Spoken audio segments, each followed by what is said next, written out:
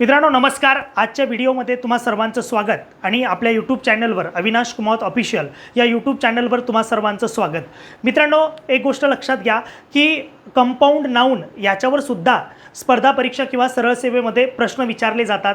मात्र compound noun कशा पद्धतीने वापरायचं किंवा कंपाऊंड नाउन म्हणजे काय हे बऱ्याच वेळेला आपल्याला माहिती नसतं। म्हणून आज आपण कंपाऊंड नाउन म्हणजे काय आणि त्याची बरीच उदाहरणं किंवा त्याचे टाइप्स कोणते आहे ते जरा समजून घेऊया।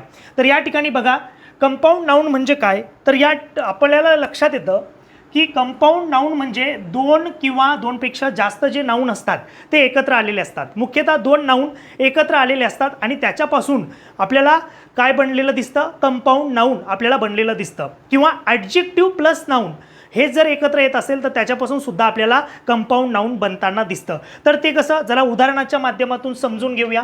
तर बघा मित्रांनो या ठिकाणी मी काही उदाहरणं घेतलेले आहे।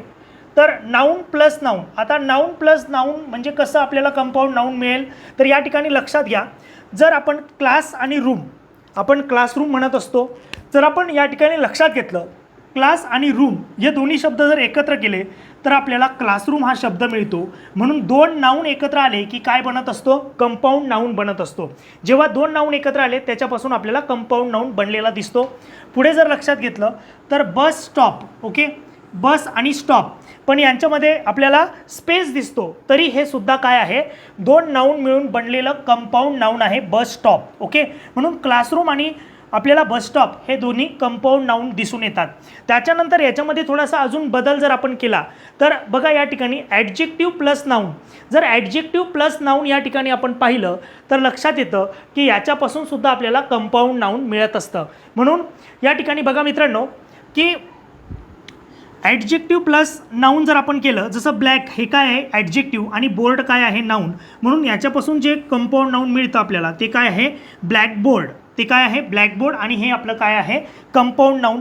दुसऱ्या जर आपण या ठिकाणी बघितलं तर बघा green house, okay, green house या ठिकाणी ग्रीन हे काय आहे तर ॲडजेक्टिव्ह आहे आणि ग्रीनच्या नंतर नाउन आलेलं आहे। ग्रीन हाऊस हे सुद्धा काय आहे कंपाऊंड नाउन। म्हणून आपण या ठिकाणी बघितलं नाउन प्लस नाउन म्हणून कंपाऊंड नाउन बनत असतं आणि ॲडजेक्टिव्ह प्लस नाउन सुद्धा कंपाऊंड नाउन बनत असतं। आता याच्यामध्ये याचे जे प्रकार आहे किंवा जे टाइप्स आहे ते नेमके कोणते ते जरा समजून घेऊया। जर आपण या ठिकाणी बघितलं याचा जो पहिला जो टाइप्स आहे तो आहे क्लोज फॉर्म, दुसरा टाइप आहे हायफनेटेड फॉर्म, ओके, हायफनेटेड फॉर्म आणि तिसरा आहे ओपन फॉर्म। आता याची काही उदाहरणं आहे, ती उदाहरणं कशा पद्धतीने ओळखायची ते बघा। जर क्लोज फॉर्म आपण लक्षात घेतला तर या ठिकाणी टूथपेस्ट, ओके, काही शब्द असतात टूथपेस्ट, बेडरूम, रेनफॉल, न्यूजपेपर आणि सनरूफ, याच्यामध्ये कुठेही आपल्याला गॅप दिसत नाही, म्हणून याला आपण क्लोज फॉर्म म्हणतो। काय म्हणत असतो, क्लोज फॉर्म। जर दुसरा फॉर्म आपण बघितला हायफनेटेड फॉर्म तर याच्या प्रत्येक याच्यामध्ये आपल्याला हायफनचं चिन्ह जे असतं, हायफन साईन, हे साईन वापरलेलं दिसतं।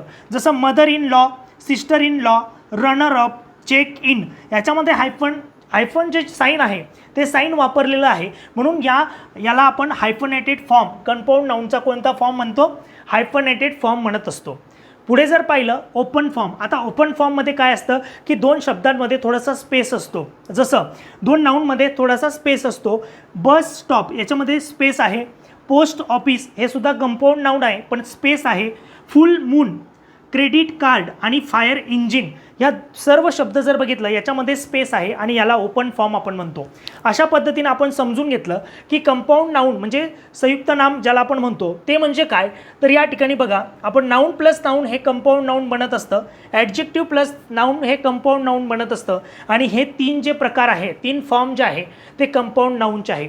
आय होप दॅट तुम्हाला या व्हिडिओमध्ये कंपाऊंड नाउन म्हणजे काय ते समजलं असेल आणि आता कंपाऊंड नाउन ओळखायला कुठल्याही पद्धतीचा प्रॉब्लेम तुम्हाला येणार नाही। व्हिडिओ आवडल्यास व्हिडिओला लाईक करा आणि शेअर करायला विसरू नका। जय हिंद।